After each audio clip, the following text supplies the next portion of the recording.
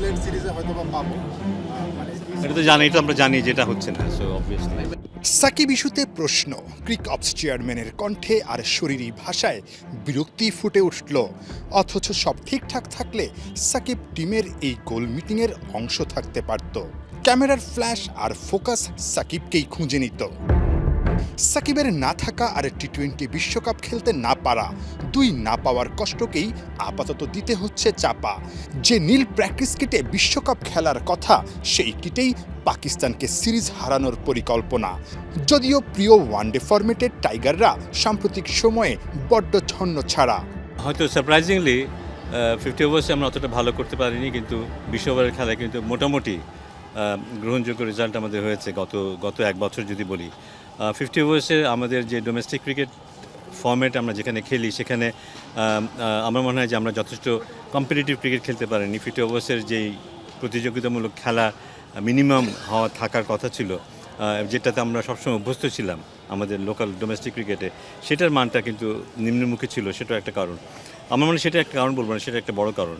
এবং সেখান থেকে বেরিয়ে আসার একটা চেষ্টা আমাদের এবার আছে। আমাদের চেষ্টা আছে যে একটা মানসম্পন্ন লোকাল ডোমেস্টিক ক্রিকেট খেলার, যেখানে খেলোয়াড়রা মোটামুটি আন্তর্জাতিক মানের ফ্লেভার পাবে এবং সেটা নিয়ে ইন্টারন্যাশনাল ক্রিকেট খেলবে। তো আশা করছি যে এটা একটা আপওয়ার্ড গ্রাফ এখন আছে এই মুহূর্তে 50 ওভার্সে।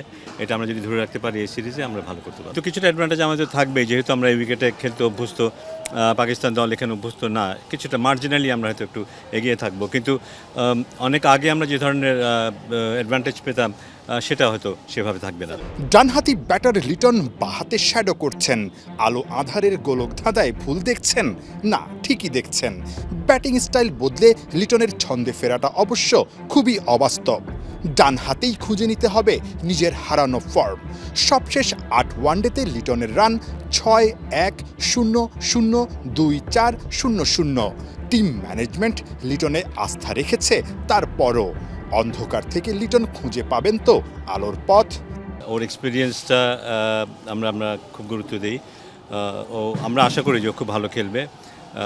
ওকে নিয়ে আমাদের যথেষ্ট স্বপ্ন আছে যে মিডল অর্ডারে ও যদি ভালো স্টেবল হতে পারে, সেক্ষেত্রে আমাদের ব্যাটিংটা অনেক শক্তিশালী হতে পারে, কারণ ওর মতো একজন অভিজ্ঞ খেলোয়াড়ের মাঝখানে দরকার। সো সেই দিক থেকেই আমার ধারণা এই সিলেকশনটা হয়েছে এবং লেটস সি ও কেমন করে। 3 ম্যাচের ওয়ানডে সিরিজ খেলতে 9 মার্চ পাকিস্তান দল ঢাকায় পা রাখছে। 3 ওয়ানডে 11, 13 ও 15 মার্চ। সিরিজ শুরুর আগে শনিবার এ দলের সাথে টাইগাররা মিরপুরের হোম অফ ক্রিকেটে প্র্যাকটিস ম্যাচ খেলবে। নাহিয়ান বিন জসিম, 71।